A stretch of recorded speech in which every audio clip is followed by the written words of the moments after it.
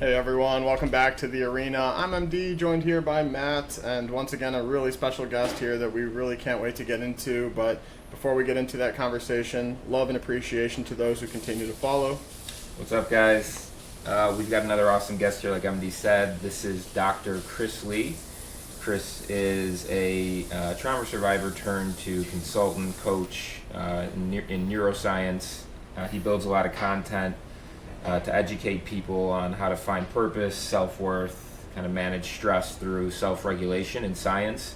He's also got his own podcast called The Healthy Mind Fuck. So congratulations on the podcast. I know how much work it can be. But without further ado, Chris, just first of all, thanks for coming on here and sharing some wisdom with us and our listeners. Why don't you just provide a little bit of a background of like who is Chris Lee and kind of how you got to where you are today? Yeah, absolutely. Thanks for having me here, guys.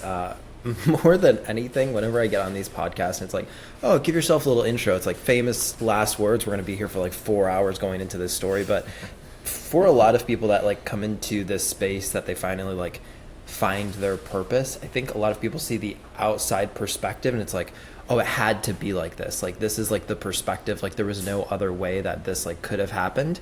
And I feel like the complete opposite, where like I got hit in the back of the head by like a 2x4 of purpose, and it's like, oh, okay, that makes a little bit more sense. But I never, in a million years, if you would ask me like 6, 7, 8 years ago, like, what do you want to be doing? Like, oh yeah, I'm gonna finish up 10 years of school and I'm gonna make TikToks all day, and then like go give talks on stage, because I was like absolutely terrified of like public speaking and stuff like that. So my name is Chris, and what I do now is I run a consulting agency, I run a media firm, and I'm an executive coach to Fortune 100 company executive boards. And all that really breaks down into something really simple, is that I help people be seen, heard, and validated through science, which a lot of people find is exceptionally scary.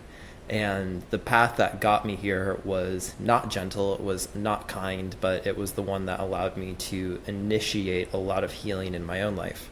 So if you wind back the clock, about 6 years now, 6.5 years, you would have found little old 23-year-old Chris in his doctorate program, and I was a year into it.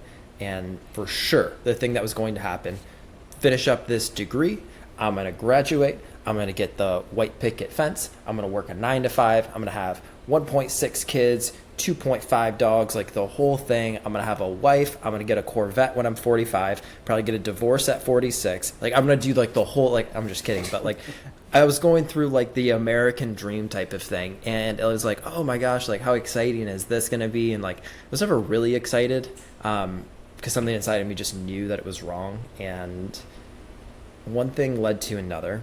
Let's just go down that path. And I started to not be able to fall asleep at night. And this like occurrence is so common in so many people that we started to aptly name it white ceiling syndrome, where you're laying on your back at night, looking up at the white ceiling, just wondering like, is this it? Like this is what I'm supposed to be doing? Like this is the thing. And it kind of turns into like this like divine comedy of like, okay, so like I am an impossible biological figure, a nonlinear, multidimensional being that is living through time. And I'm not getting to use that time. Somebody else is using that time for me. Like, man, that Matrix movie is really starting to like look a little bit too like reminiscent, a little bit too painful. So things started to change painfully. That voice started to get louder, so I started to get better at pushing it down until I couldn't. So I'm a fond believer of listen to the whispers or get the screams. However, that's a really nice like tattoo to get on the inside of your ribcage, but I just never really understood it until I had no other choice but to listen to the screams. So within a matter of 9 months, I got hit by a car riding my bike, got hospitalized, lost my physical health. 2 weeks later after that, of being on bed rest and having my older brother, bathe me and take care of me and put me in the shower, and just basically, I mean, I love him for that, but just being humiliated in a way that I never thought I could be, not by him, but just the circumstances. Like I didn't have the humility to like swallow that down.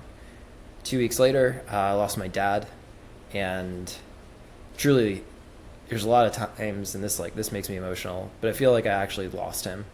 My dad committed suicide 2 weeks later, out of nowhere, out of the blue, no warning, no letters, no anything. And that anniversary is actually coming up here pretty soon. And anybody that's ever known somebody to go through suicide, or if you've gone through it yourself, it's a lot different than death. It's a lot different than like knowing that somebody's got cancer, or like you get to have those finals, because this was, 2.5 weeks before. It was like, hey dad, I'll see you in 3 weeks at the barbecue. And he's like, yep, I love you, do great, like, I'm so proud of you. My dad was like a farmer turned into a CNC machinist and has 2 sons that were getting their doctorates at the same time. He's like, I'm so proud of you. And then gone. And then about 6 months after that, in the healing, I suddenly at 23, I was going to be rolling into 24, was a dad. Out of the blue, not on purpose type of thing. Best thing that has ever happened in my life. My daughter is a badass woman. But it was unexpected, and I was super young, and she's going to be turning 6 up here pretty soon. But shortly after she was born, about a year later, a little less than a year, I was suddenly a very single dad with my daughter, trying to figure out what to do, and I still didn't finish my doctorate, and I felt the crippling pressure of all of the uncertainty in my life trying to swallow me up, and I didn't know what to do with it. You take the necessary routes, right? The therapy, the talking, all of this, but at a certain point, you just have so much going on that it's like the depression got really, really quiet. And that's when I started to get really, really scared, because that voice that used to tell me, oh, this just sucks. Like, dude, how are you ever going to dig yourself out of this hole? The voice went away, but the feeling remained. And I just felt hollow. I felt so hollow. And that's when I really started to get scared, like really scared. And not scared like, oh, I can get out of this, I'm going to get motivated. Scared like, fuck it, scared. Like, truly, like, fuck it, scared. And it was at that point that I had a couple things happen in my life that kind of flipped it upside down. One of those things is I got introduced to neuropsychology and neurofeedback at that time. And that completely revolutionized my path in my doctorate, my path in my professional degree, and everything else inside of that. And the second thing was I had a mentor of mine back from high school when I was working at a foam factory. We made pool noodles and packaging. And he called me up and said, hey, I heard about your dad. And he said, this is not going to be the talk that you really want right now, but it's the one that you need. Life probably sucks pretty hard right now. And I was like, yeah, like it really, like my physical body is trashed, and like everything else outside of me is trashed too. And I got a kid, by the way. And he goes, yeah, life really sucks then, like really bad. And this is like an old school Mississippi boy turned into like this like multimillionaire conglomerate. And he goes, okay, you got to save yourself here. This is the only option, right? Like, and he's a rather religious guy. He's like, God dropped you in the ocean knowing that you can swim. God didn't drop you in the ocean giving you no shoreline in sight just to watch you drown. You can swim, but you have to believe. You have to have that faith. And he's like, you don't have to have faith in anything else. Just believe in yourself. Believe that you can get up every single day for as many days as it takes. And that was it. So with those things armed, he also gave me the knowledge to say that you're smart, but you have no knowledge. You have no wisdom. It's like you need to read books. And you don't need to like read like your textbooks. Don't like study biology and cells and all that, which I still love to do. He's like, you need to go to the Goodwill on Wednesdays, and you need to go hit up 5-cent or quarter book day, right? If you got no money, which I had no money, like I think I was down to like my last like $20 or pretty close to that. Go there with $5 and get $25 and read business books, read personal development books. And I started to do that, and that in combination with the science that I was going down, I had what I would say, if you've ever had a lighter that's completely out, it still sparks, right? That's what I felt like. But I was in such a dark place that those sparks might as well have been fireworks. And that was the thing that gave me faith. That was the thing that gave me hope. that gave me some sense of control of, okay, I feel like a little bit of something. Like, it's not like rainbows and kittens yet, but I can feel something. And that was the turning point for me. And it was actually in a Waffle House. Straight up, it was in a Waffle House. And it was like late at night. I was trying to just study for boards. I was trying to do all this stuff. And I made this declaration. And I originally made it to my daughter that we're not going to come back to this point, right? I will not be here again. And I will be better tomorrow than I am today, I promise. And as time went by, I realized that I needed to make that to myself. And I did. And the only thing that I've stuck with, honestly, for the past 6 years of my life is I owe myself 1% better every day. Whether that's through self-awareness, self-care, self-worth, journaling, reflection, business tactics, strategy, reading one page on the hard days. What is that 1% that I'm giving myself? And that's brought me to where I am today. I don't practice anymore. I don't do any of these things, but it brought me to where I am today. So, Chris, well, thank you that's quite an inspiring and heavy-hitting story. You mentioned, like, early on, prior to telling it, that you were hit, like, with a 2x4 in the back of the head with purpose. When did you had these different series of events, starting with being hit off your bike by a car. Was it then, when you didn't have your health, that you thought you had what was your purpose? Did your purpose evolve when the next event happens to you? And then you have a kid. Does the purpose evolve there? And if so, like, how has it evolved? It was a really good question. What I have come to realize is that not all seeds are created equal.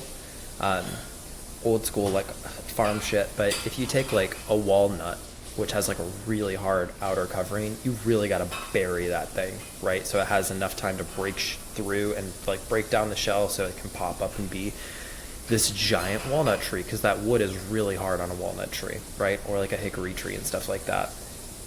I just kept getting buried more and more, thinking that it was my tomb, but really I was getting buried where I knew I could grow. Like, I needed that pressure in order to kind of get there.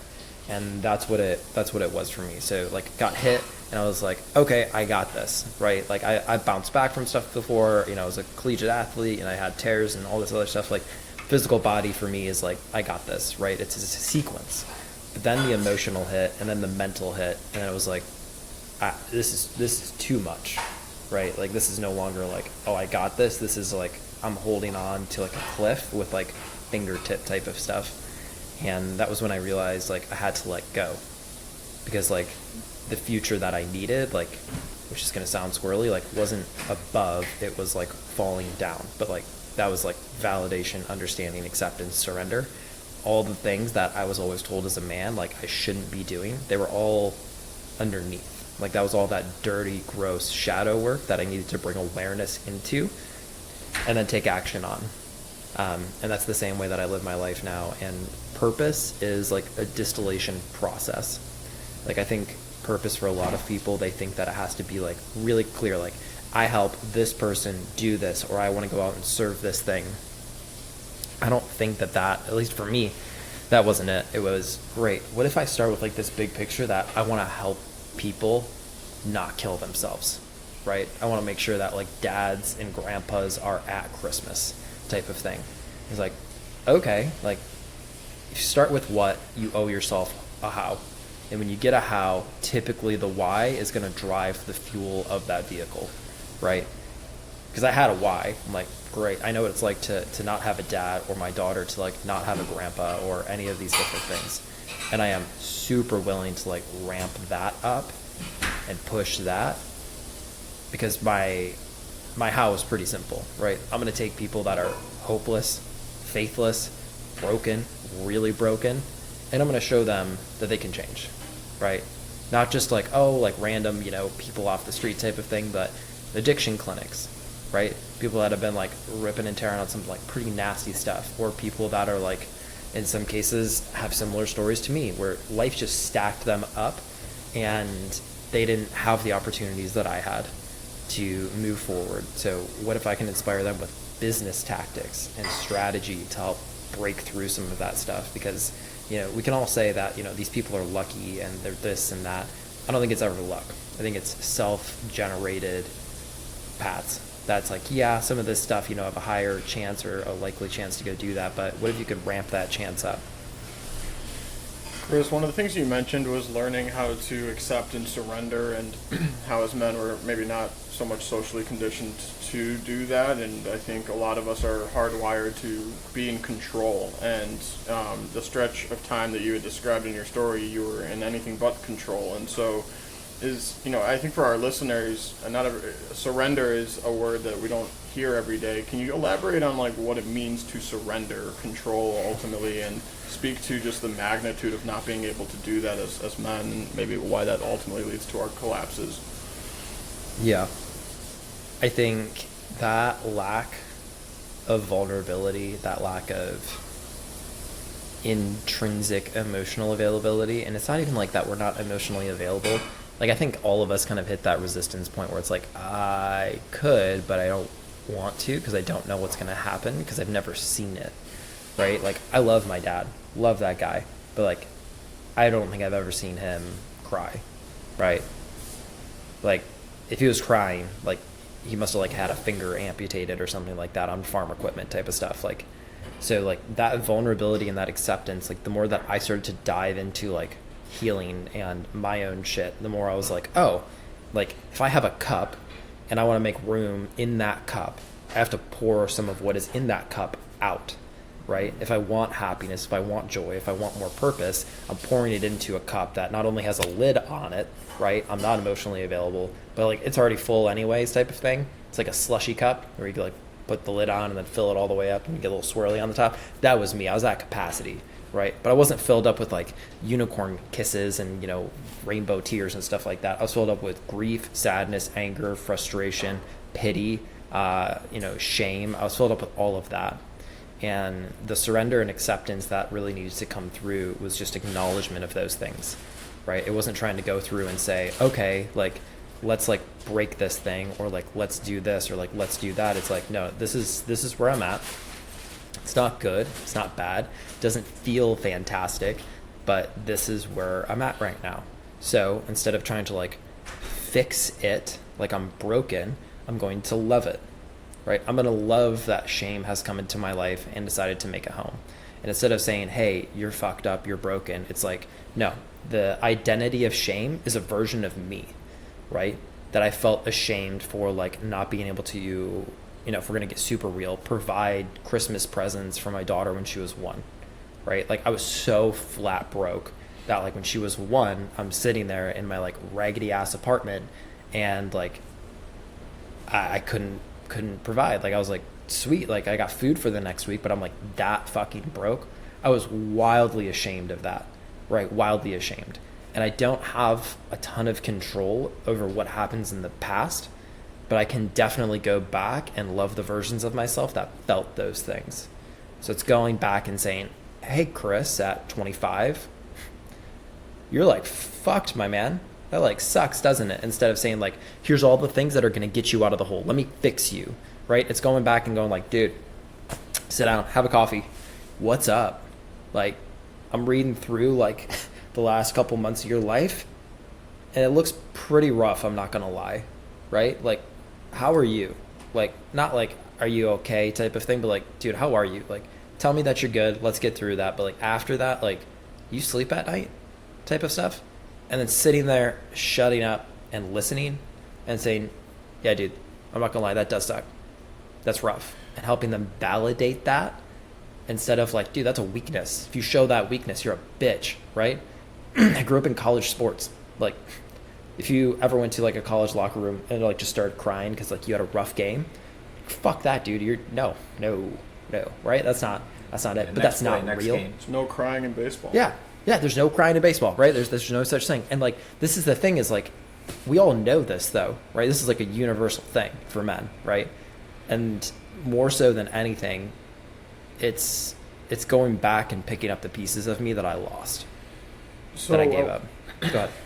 Yeah, thanks for that. I mean, I want to go back to rock bottom in Waffle House. When you make that declaration, you mentioned your daughter in that declaration, and at the time of your story, having a daughter at the time that you were having her just seemed like not the right time. And, it's supposed to be like a beautiful, joyous thing that, is hopefully by design. But this is at a time where you're like, anytime but now.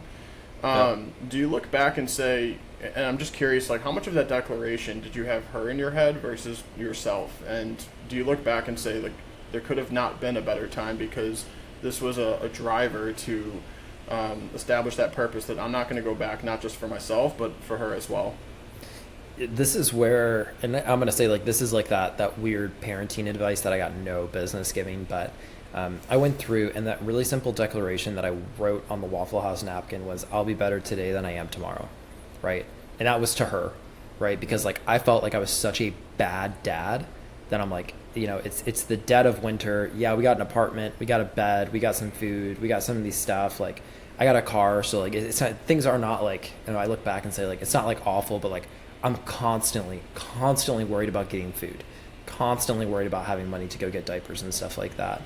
And as I started to evolve and I started to move in, the principles and the values that I started to live my life through, and again, this is where things get, like, really squirrely, at least in, like, the general society stuff, is, like, I was creating, like, a codependent attachment onto her, right? That I was doing things constantly for her. And this is like, and this is like one of those things where it's like, oh, yeah, I am, right? And that's because I started to recognize, if I continue this path, my love will continue to be conditional. If I continue this path, my motivation will be conditional. If I continue this path, then, man, would I give her this same advice if she has a kid and shit hits the ceiling? And it's like, no. I definitely, like, when she is old enough and she's asking me about, like, some of these things, I want her to think back and say, like, oh, no, daddy, like, I don't think there's a day that she's woken up recently in the last 5 years, maybe prior, that, like, I'm not out here listening, reading, journaling, or, like, writing, right? That's how she sees, like, me, right? And I'm, like, showing her those behaviors, and, like, I'm not doing it for her.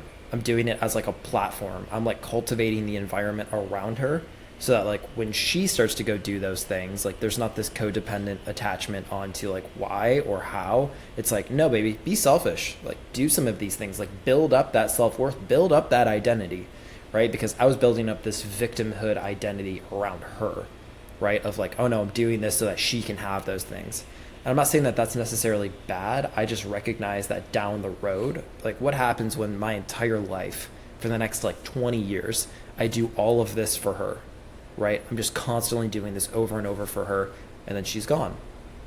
She goes to college. And it's like, who am I now? Right? Like, what's left? Like, when she left, my identity left. Like, I'm no longer dad, right? Like, I'm just this. And I see that so often with parents, that their entire life, especially moms, right? I got a super soft spot for moms. And it's like, kids leave, an empty nest, and it's like, what do I do? And unfortunately, I've seen a lot of moms just turn to drinking, right? Because, like, again, like, they start to relate with their kids that way again, because their kids are 18, 20, and it just turns into this weird thing. So, yeah, I was resonating because I feel like I see it a ton as well. But there's something kind of on what you were saying earlier that resonated with me, one of your more recent posts, and it said, the limitations you can't change are the lost parts of yourself that you refuse to find. Can you just elaborate on this a little bit? And I think you started to answer the question a little bit, but, like, for me, in what I didn't like about myself was, like, my sexuality. So it was very clear to me, like, growing up, my whole life. So it's just interesting to me, like, what you mentioned, and I think in the caption, that there were parts of yourself that you didn't like about yourself, and you were afraid to discover your truth. Like, can you just talk through that caption, and as well as what the quote I just kind of read?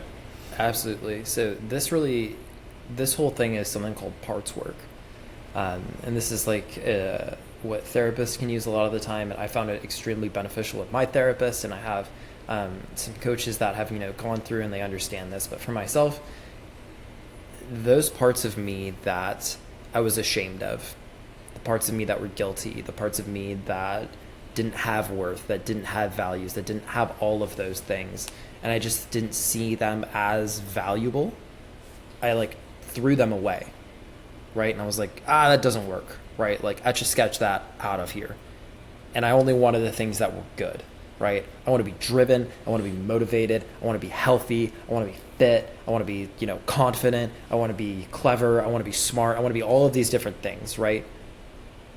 But life doesn't exist in one side of that spectrum, right? This is the encompassing of understanding, like good versus evil. Like Friedrich Nietzsche talks about this a lot. It's like life is everything. It's all, right? It's good, it's bad, it's ugly. Perception changes those things. Because the person that I am today, the man that I have continued to choose to evolve into, isn't somebody that throws away those parts, right? And I throw this back to a lot of people of like, okay, can you imagine for a second that my daughter comes back from school, or she comes back from like hanging out with her friends, and she says, Dad, like we played soccer, or like we had like a drawing contest or something like that, and I got last place. And she's like, it feels really bad. And she's like upset and she's crying. And like, unfortunately, a lot of us have gone through that. A lot of guys have gone through this. And he goes, suck it up. Do it again. Right? Yeah, that sucks, but be better. Right? Like, I cannot imagine me doing that to my kid. Right? Like, I'm like, oh my gosh, like what an asshole would I be? Truly. Like, oh baby, you put a lot of effort into something and somebody else didn't accept it. Yeah, no, you suck. Right? Like, you're right. You should feel like shit. Like, what the fuck is wrong with me? Right? Because that's just me shit. Right? But like, that's us as adults though. Like, we can laugh about that because like, can you imagine like cursing out like a 3-year-old? Like, yeah, fuck, what is that? What is that? A house with a, like, what?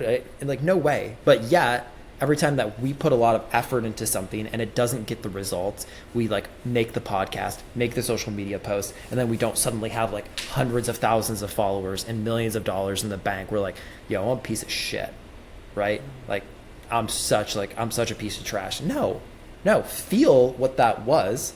But this is why like we reward effort, not results, right? Like this, like the big thing if you want to create a perfectionist, only reward results, right? Because then the kid's going to get attention, validation, and acknowledgement from their parents when they do good things, and only when they do good things, right? Like, I'm a prime example of this. Prime example. Grew up on a goddamn farm, right? Like, I was out in the creek, right? But I really liked soccer. And parents got divorced when I was like 10, and my dad would always show up to games when he heard that I was doing really good, right? So I was like, yo, love my dad, want to see my dad more. What if I get really good at soccer? Right? Like, what if I like just play the shit out of some soccer, right? So I played the shit out of some soccer, and my dad constantly showed up, and he's telling his friends how proud I am. I'm like, yo, fuck this. I'm going to get up at 5 a.m. I'm going to run. I'm going to be a beast out here, right? And then a couple games go by, like we lose like the semifinals to like district regionals and stuff like that, and I'm like, I'm deflated, right? Like, real deflated. And it's like, no. Like, yes, the results are cool, but it's all about the effort. Like, that's how you start to build up some of those things. So I have to go back through and I have to go collect the parts of me that I threw away, that I didn't find value inside of. I had to go back through and say, hey, and this is like that sit down, have coffee with the parts of you don't love. Sit down and go, hey, I left you behind and I am sorry. I didn't know who you were. I didn't know how much love you really needed. Come on back. Like, I've done childhood work with myself where I'll go through with my therapist, close the eyes and go back and like, what's like, if you think of a moment in your childhood that like, it didn't feel good to you, it didn't feel safe, what was that? And you start to like sit down and close your eyes and describe it. And it was like, oh yeah, no, it's this thing. And he's like, what did you do? And I was like, nothing. I didn't tell anyone about that. Are you serious? No. That's, they're gone. And they're like, no. The memory is there. That part of your identity is still there. Like, you wonder why you're not creative. Like, you were drawing pictures, and the only time that you got attention from your dad was like through sports, because that's the only thing that he knew to like value you as a man, as like a young man. No. Go get that little motherfucker that's drawing unicorns and shit and go pick his ass up. So like, when I went back there and I go through and I start to go through like memory regression and parts work, I'm going through and it's like, oh, I remember me when I was like 7, right? And the only thing that I wanted to do when I was 7 was just be in the woods, right? I wanted to be in the fields. I wanted to just be like buried in there doing some like hippie shit, climb trees, do all the stuff. Like I would just go out there for hours by myself, and it wasn't deemed valuable, right? So I threw that part away. I was like, yeah, of course. And it's logical. This is the shitty part. It's logical. Yeah, I can't do my chores if I'm buried out in the woods, right? I was upset for a second, but like, yeah, you guys are right? That makes sense. If I'm doing this, I can't do that. So I was like, all right, well, fuck that part of me. When really it's like, no. That was like, get him back. Like that's the most valuable part of like your like it's just free will expressing itself through creative potential. Like I train that all day in corporate America, all day in people that are making pivots. And it's like, oh, I'm not creative, or I feel stuck. And I'm like, you're not stuck. You're just a jigsaw puzzle that is missing pieces. So we talk about going back through and collecting those pieces.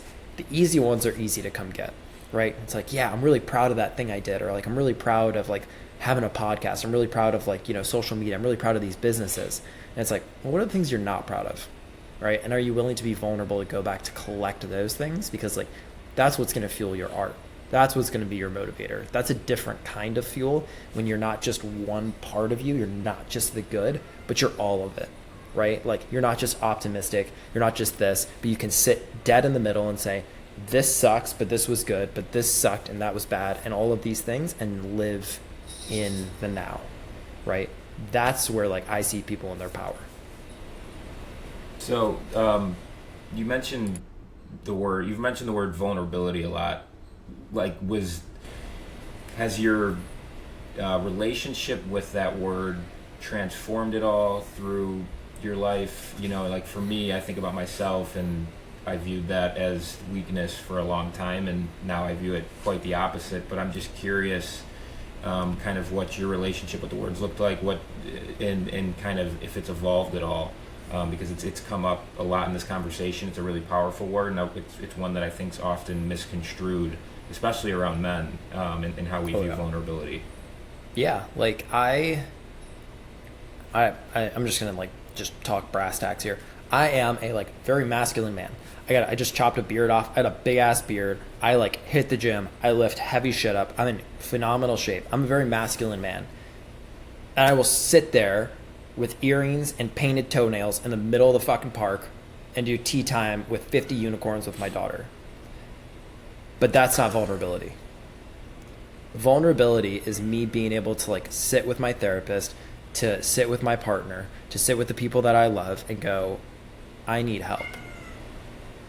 Like I need help, guys. Like I feel broken. I feel sad. I feel upset. I feel like I don't know what I'm doing. I feel like everything is working and I don't know why I'm not happy. That's vulnerability. That's like sitting in the stuff, and that's like making the discernment to go, hey, this is what is real right now. Like this, it doesn't get more real than this, right? It is like the level of honesty that you're able to have with yourself and your capacity to like transfigure that and transform that into something more, into something different, into like honesty with other folks. Man, that's hard, and it's painful. It's not like you're like sitting there like, oh yeah, no, today was great. Like, got 7 new clients, and I got signed up like Bank of America for like a $200,000 contract. Like, yeah, it's fantastic. It's like, no, what do you do when you still have all of those things, and you still don't love yourself?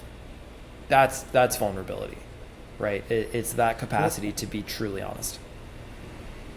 What would you call that's such a powerful example that you used of what isn't vulnerability, and it's just, that's one thing where it's like sometimes we can jokingly make a fool of ourselves in public, and we would think, oh, I'm being vulnerable, and look at me, I'm totally secure. And what would you call maybe that versus what is true vulnerability, just so that we as men can continue to distinguish the difference between what's at the surface versus what you just described, which sounds a whole lot deeper? Yeah, I think it's a spectrum, right? I think it's a gateway, and you walk through different doors at different times. Like, I recognized how shallow of a parent I was going to be if my daughter didn't see the different sides of that. Like if she really couldn't see me being upset, if she didn't see me cry ever, Like being out, like that's being playful. Like what I was doing with my daughter, like there was like social restrictions on like, oh yeah, men don't put earrings or like paint their nails and like go out. No, that's not right. Right. Like men don't do that. Right. And it's like, well, most men, right, based on social standards, don't go do that. Right.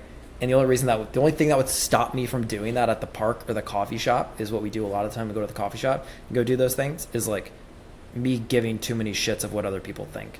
Right.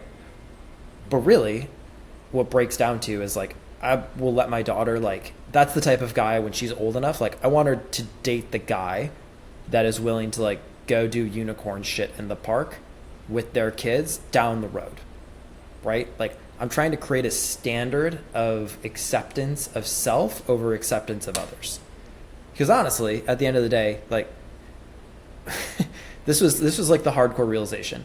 My daughter was 6 months, and I was broke, and we were walking around Marietta Square, and I had her in this little backpack, and I saw this dad, literally, I don't even know what he was doing. His daughter was painting his nails in like the square at the farmer's market. And I looked at him, and he looked at me, and the dude was like happy. Like he was blissed out, right? Just he and his daughter chilling, nothing. He had a coffee, a little hot chocolate, and he was just getting his nails painted. And his daughter was chatting like a mockingjay, and he's just sitting there listening. And like, he's there, right? He's with her, right? He's nowhere else. He's not spread. He's not on his phone. He's not anywhere. He's with her. And he looks up and looks at me, and he nods. And I was like, fuck. The only reason that I would ever give a shit is if I'm not with her.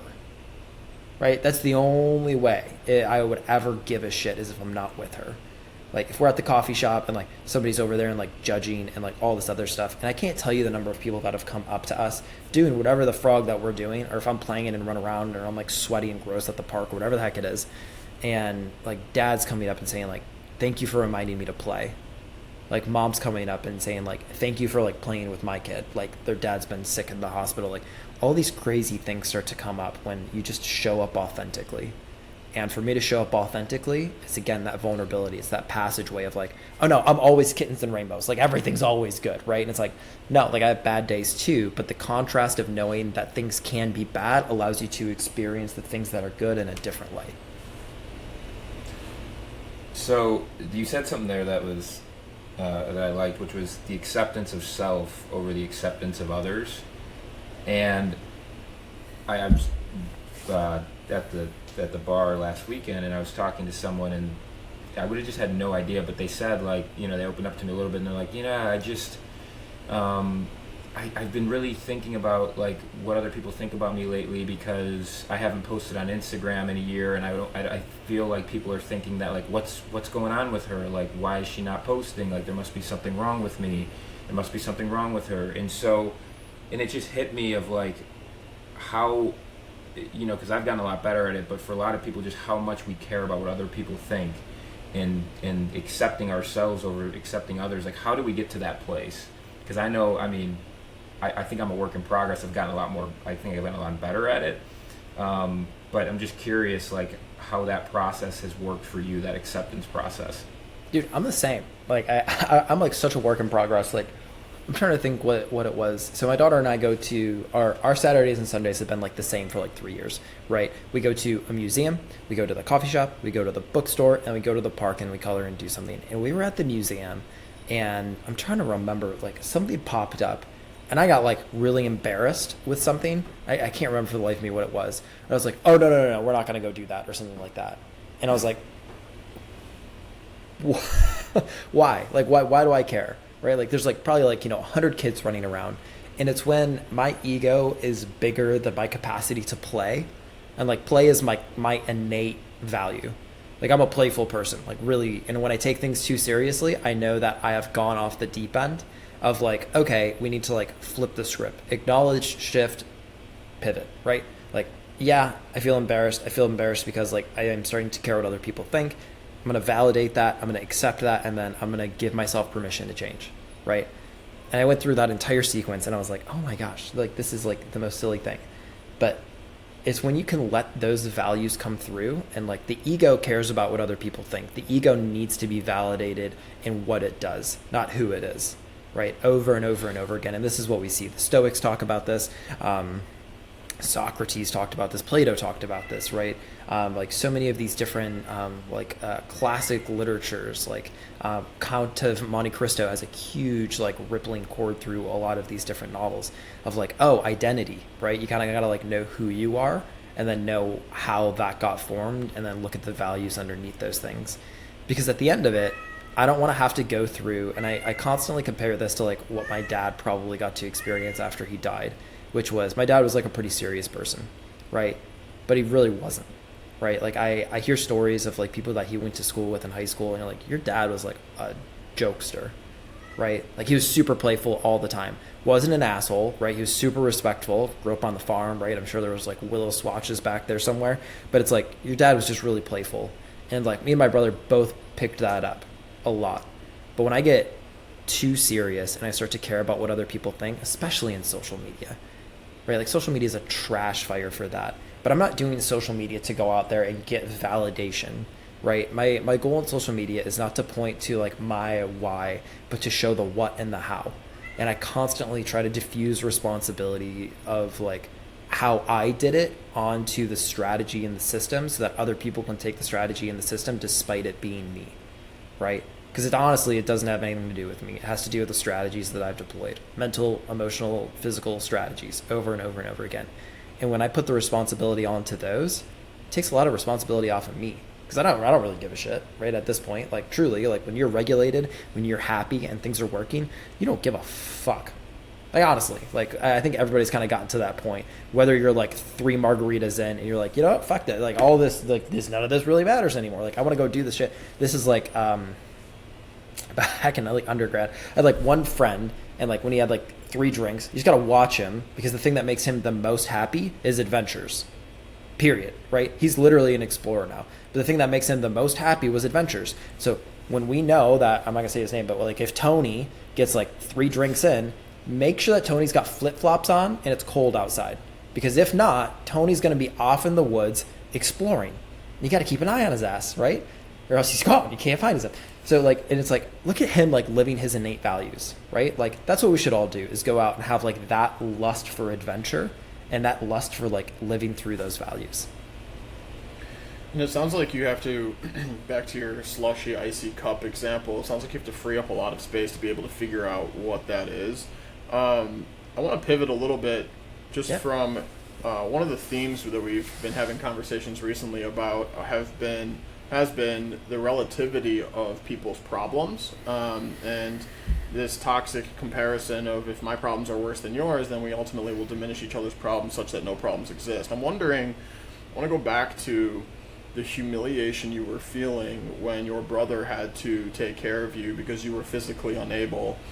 That's something that you didn't seem like you had much time and opportunity to go back and work on or work through because of all of the ensuing events that therefore then happened after.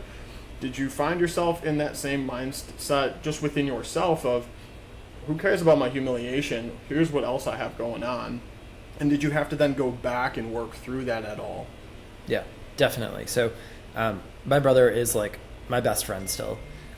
We have like, we talk every single day. Literally that ding, if you guys heard that was him. Like, going off inside of that, like my ears must be ringing, right?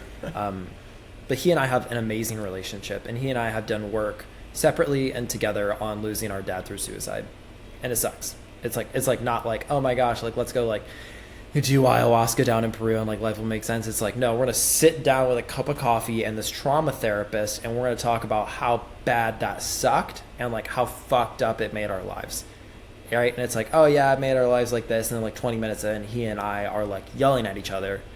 25 minutes in, I'm like, dude, yeah, that sucks. Like, so we go through and we did all this work, right? To get to like the capacity, because all relationships, if they're all kittens and rainbows all the time, it's building up intrinsic bad pressure and it's going to explode. Right? So like, again, you have to like stay in that balance point in the middle of like being able to lean to either side and just having perspective to choose. Like somebody breaks down my front door when my daughter's inside, I don't go, hey, like, what's up? Yeah, come on in. Like, what do you need? What do you need? Oh, you want my kid? Yeah, no, baby, you'll figure this thing. I'm like, whoa, fuck that. Like, when shit like that happens, like, it flips a switch in me. And I'm not kind, compassionate anymore. Like, you came into daddy's den, and you're gonna, like, pay the consequences of that, right? So that's bad for that person, right? Probably not really beneficial for me, but I got a bad side to me if you mess with my kid. Same way, if somebody like, oh, well, I see that you're having like a tea party. Do you mind if my little girl sits down, has a tea party with you and your daughter? Yeah, sit down, chill, right? I got a kind side, like I'm gentle as a kitten. Those two things kind of play hand in hand, but I didn't have the capacity to be both of those men until I did a lot of this work, until I could feel the level of humility that I did and go back and integrate that with my brother. Because can you imagine I was 24 and my brother was having to like completely strip me down, right? Like butt ass naked.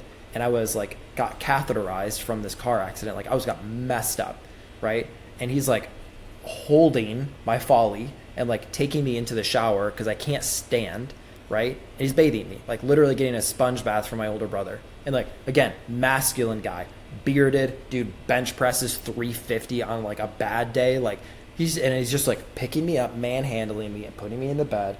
And then like, we're not saying a word because like, what are we supposed to do? It's just the thing that we had to do. So we go back and have those things like, that was weird, wasn't it? That was like how we start these conversations. Like, that was weird, wasn't it, man? Like, remember when you used like, and it's like, yeah, man. I was like, that sucked for me. Like, dude, I can't tell you how bad that sucked for me. And he goes, I know it did. And then like, we're crying, right? And we work through it. But that's what it takes. Like, that's that level of honesty when like, you know something to be true. And then you got to practice verbalizing that, like more and more so. And you can practice it through journaling. You'll practice it through podcasts. Even if the podcasts and things you record never get released, like that's how I got started. iPhone audio, voice notes, and I'd just share. And I'd listen to some of it, and I'd be like, no, that's weird, right? That doesn't sound right, right? And then 2 years later, going back and picking up the pieces of me that I was trying to unpack shame, and I shame myself for trying to get rid of the shame, like. No, it's not get rid of the shame. It's absorb it. It's bring it back. So, Chris, you've talked a lot about self-regulation, and I don't think we've talked about it much on this podcast with any of our guests thus far. So I'd just love for you to elaborate on this concept of self-regulation a bit, and maybe just some like quick tips, tricks our listeners could benefit from that would help them, self-regulate. Yeah, so self-regulation is the capacity that we all have to turn on areas of our nervous system that allow you to do this type of work, right? So I am a fond believer that if I take an acorn and I throw it on the blacktop, it's not going to grow into an oak tree, right? The environment is limiting its expressed potential. And that was me. I was like, all right, I feel like I'm just in a bad environment, right? Over and over again. But it's never the external environment. Truly, it's not. It's the internal environment. Then it's like, well, what is the internal environment? And I was like, well, I need the most practical thing that I can possibly get. And then somebody was like, yeah, I think you should like take this, like, you get your choice to take electives when you get about halfway through these programs. And they're like, you should take neuroscience. And I was like, that's a hard, like nobody really takes it because it's so much work. And they're like, yeah. And I was super late to signing up for classes. So I was like, no, I'm not going to take it. I'm going to take like, I don't even know, ethics or something like that. And yeah, I was so late that the only thing left was neuroscience. So I go into neuroscience. And I was like, whoa, wait a second. Explain that again, slower. Explain to me like I'm 5. Explain to me like I'm 3. Explain to me like I don't understand anything. Explain to me like my second language. And the teacher like kind of had known what was going on with me because I was broken. Like right now I'm like 175, 5'9", and like really healthy, right? Like run a 2 mile under 12. Like I do all the things. But back then I was like 130 and like gray. Like I was so pale. I was so unhealthy. And like he saw this spark come alive inside of me of like, whoa, wait. You're telling me that if this area of my brain is turned off, that like long-term thinking is not available, emotional expression is not available, like learning is not available, because like school is really hard right now. And he's like, yeah. So if you're stressed, the first thing that goes is grandma's cookies, right? Like the things that like you love about yourself, and kindness and compassion and empathy. Like if you're being chased by a bear, you don't stop and ask the bear, oh my gosh, who did your nails? Like, oh my God, that's so amazing. That's the most, who did that, right? Like it's like, no. Get the fuck out of there, right? But that same physical stress can also mirror psychological stress, can also mirror guilt, shame, depression, anxiety, dysregulation, all of those things. And it turns off the frontal cortex. And I'm like having this light bulb moment. I'm like, my frontal cortex has never been on, right? Like I've never had my nervous system regulated. Like I've just been a trash fire my entire life. So I started to understand that. And I'm like, okay, so that thing's off. I get big sad, big scared, big dumb, big stupid, big sick. How do you turn it on, right?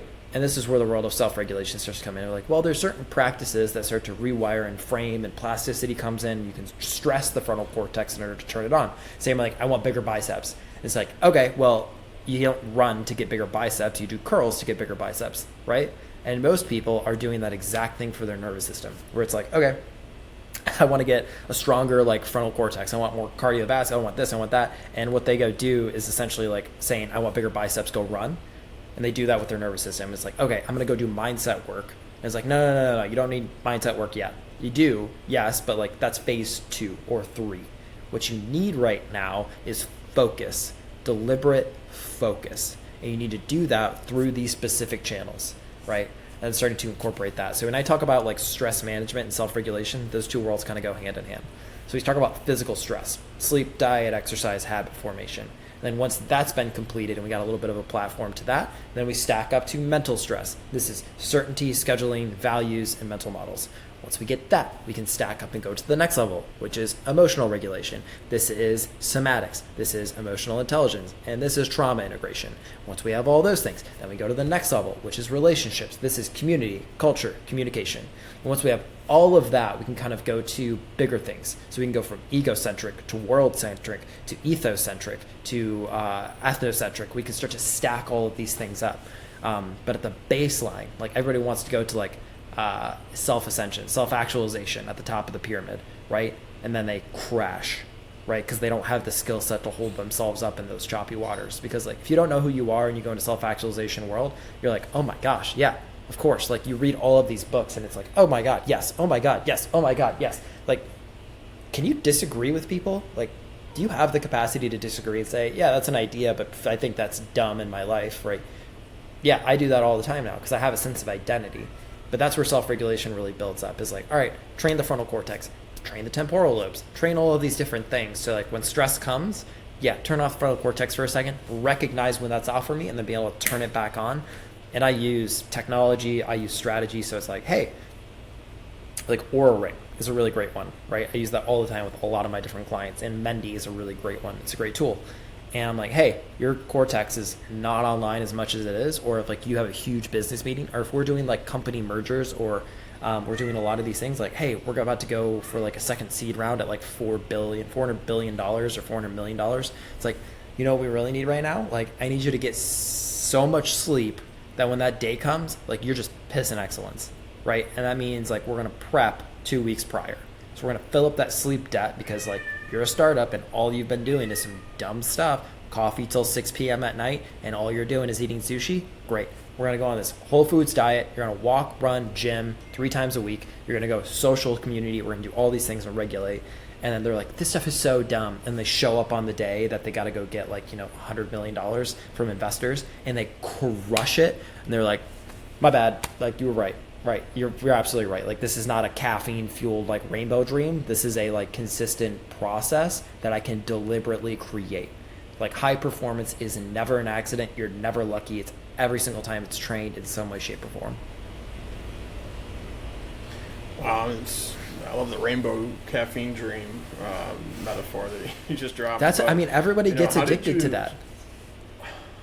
Yeah. I mean, at the start of everything. Really, this is where people get caught up on this really, like more than anything. Like, you start a podcast and all the novelty of starting it, getting the equipment, it drives a lot of that change. And then once stability happens and they hit that mark, people don't get that rush anymore. And this is where they stop. And this is where it's like, yeah, this isn't really working, and they're not quite getting the results. I watch people stall themselves out once they hit stability all the time. Every single day of my life, right? And it's like, no, this is good, right? You're so used to chaos that it feels like home, but you've got a strategy. Breathe. This is performance, right? This is certainty. You're so used to living in a world of chaos that like this feels crazy, but it's not. It's normal. This is normal, right? And I have to do that with like CEOs and entrepreneurs every single day. They're like, I feel I don't have my edge anymore. No, the edge was Adderall, cocaine, and hookers, okay? What you have now is a sick relationship with a badass woman that loves you unconditionally. Your business is consistently doing 20% better quarter over quarter. You're healthy, you're fit, and they're like, you're right. Yeah, it was the cocaine and the hookers. It was the constant adrenaline-seeking behaviors of dysregulation, because that's what your amygdala wants. That's what your stress systems want. They want, I don't know how much time I got, so we're going to live in scarcity. Strippers, hookers, blow, drink. Strippers, hookers, and then wake up, pop an Adderall, do whatever this is, and then I was like, oh, wait a second, guys, like that ain't it, right? Like, let's look at your biometrics. Like, all right, so your oxygen saturation is that of like somebody that has tuberculosis and an iron lung. So like, if I try to take you for a walk right now, you're going to sound like a pug dog in pollen season. This ain't it, right? So like, let's get you a little cardiovascular fitness, right? Like, how much caffeine are you drinking? Well, like, all right, how much water are you drinking? Like those simple things. But it's throwing numbers in people's face that usually gets it to them. Yeah, awesome stuff. Would love to pick your brain on something, just from a place of like how you ultimately went from almost unable to take care of yourself, woe is me, and grieving, to now I want to give back and help others and get into the coaching space specifically. It's something that Matt has talked about when he's worked through his curve, if you will, and ultimately getting to a place where now he just wants to help and give back and share. Is there like a state of consciousness growth there from like grief and shame to then anger, fear, and courage to then gratitude? And can you help impart like your wisdom around that, just your evolution to getting to the point where you ultimately wanted to give back and coach? Yeah. I'm going to just be like super honest. Thank you for saying that there's like wisdom coming out of my face hole today. So there was this post that somebody sent me like 2 years ago. I was like, this is so dumb, but it was not really dumb. It's like, med would rather become life coaches than deal with their own shit. And it's like, oh, yeah, like that's weird. Like, and that was like, for sure, like I had stepped into that space. Like I 100% acknowledge that, right? I'm like, I can help you like self-regulate for sure, right? Like, let me help. And what I was really doing is like, let me try to fix me through you, right? But what you constantly step into and recognize, it's like your clients will outperform you within days, right? And it'll turn into like sessions for you instead of sessions for them really, really fast. So like I now work, and I was working with, business owners that were going from like, their first, 5 figures a month to like, all right, I'm doing multiple 6, or they're making like $500,000 a year and stuff like that. And that's a certain breed of person, right? Especially if you bootstrap and like do that on your own. You got no team, you're just doing it solo, social media, like great. And you build up a company that way. That's a certain breed of person. The person that I now work with is that next breed of person that does that, and they turn it into a corporation. So now they're doing tens of millions and they want to get 9 figures. Those are the people that I want to work with, that they're like, they've gotten themselves into like a top 5% performer, and now it's refinement, right? That's what they want. And like that refinement requires not like really heavy, coarse, gritty sandpaper anymore to like get down the rough edges. This requires laser precision and like accountability in a way that they've never experienced. It's telling them to their face, this isn't right, right? And having that level of conviction. And that is hard to get to a point where you can say that and like not say it to like be right, but say it because it'll help them be better. That stuff is like painful. Like that's a hard space to get to. But to get to like phase 1, where if you want to be like a successful coach, you put yourself out there. Like, and this is like the shitty part for men. Like I keep saying vulnerability over and over and over again. It's like on my podcast, like I put myself in that light in like my examples of like, no, this is what it felt like for me. Like if you think that like getting to like where I'm at right now was like just like, oh yeah, it just happened this way, and some of my stuff just like really blew up, and like whoops a daisies, and so happy this happened. Now it's like no. I had been like single for like 5.5 years solo, picking up the bones of like anything that I could possibly do. I was living off $1.37 for like years per day, right? Which was like $7 a week, right? $8 a week, or really close to $8 a week. And it was like, okay, that's like sardines and black beans, and like I could get a bag of coffee and I was good. And I was like pretty much stealing coffee from like, hotels and stuff like that. Like, and it's not a joke, right? But like I'm sharing that in a way that's like, oh, I'm not trying to like prove myself in that way, but it's like I'm inspiring that based on my level of like what it took me, so that hopefully you understand that this is not supposed to be as gentle as you think it is, so that you don't think that it has to like be a specific way, because like you guys have been talking about, like judgment is the thief of joy and the brakes of progress consistently. Because when people start to look at like my life and they're like, oh my gosh, like how'd you do that, right? I get that a lot. Like, how'd you manage that? Like, how'd you start this up, or how'd you do that? How'd you do this? And it's like, honestly, it's been consistency, like that. And nobody wants to hear that. It's like, and it's the consistency of like my own discipline. It's the consistency of going to the gym. It's the consistency of waking up at 4:45 and like waking up and like acknowledging to myself. Like, I woke up today and I was like, I am so mother loving tired, but this is what we do. I took away the choices, right? That's the biggest thing. Like, if you want more discipline, take away the choices, because the more choices there are, the longer you can think about what the choices are. And when you get into thinking about what the choices are, discipline dissipates. So hammering down on some of those things and just acknowledging who you are, how you do it, and then working that thing to death, right? Like, I am not a fan of like the Renaissance man. I am like the, what are you good at? Be the razor blade of that, right? So when somebody like needs something cut, they don't think like, when somebody says like, oh, self-regulation for like burnt out entrepreneurs, they think of me, right? Like there's not another person that like steps up to that plate. Like, that is where like brand ripples through in value, right? So like the values of my brand come through in a lot of those different things. I'm not sharing that to like validate myself. I'm doing that because I know what it's like. And those two things are different. Yeah, no, I think it's a great point, just because I think about myself in the show, and like, we started this show, and I think on the second episode, I came out publicly, if you will, and I did that because partly for myself, but also partly because, it's like when we're talking about why we started the show, it's like, well, it was out of, my insecurities, but it's like I wasn't being totally vulnerable. Like, yeah, okay, saying I have insecurities, it's vulnerable to an extent, but like I felt like I had to share what I was going through in an effort to hopefully lead by example and inspire others to do the same. So that's why I was resonating when you were saying, like, at first you were just like, I don't want to just be like, well, yeah, I was kind of going through some stuff like here and there, and I kind of worked through it, kind of haven't. Like, you were very direct about what exactly in depth about what you were going through in an effort to show others that, like, yeah, this shit's not easy. But it's important and paramount to growth. Chris, we're kind of at time here. Did you have, I know. Yeah, go ahead. We gotta celebrate you for a second, dude. First off, if you did that on the second episode, dude, props to you, right? Because like that's a thing. Like, that's not like, oh my gosh, like so cool. Like, that's a fucking thing, dude. So first, celebrate the overloving shit out of that. And I just want to bring it back up because you deserve to be celebrated. But like the other like truth behind that is like, at the start of it, you don't know what you don't know.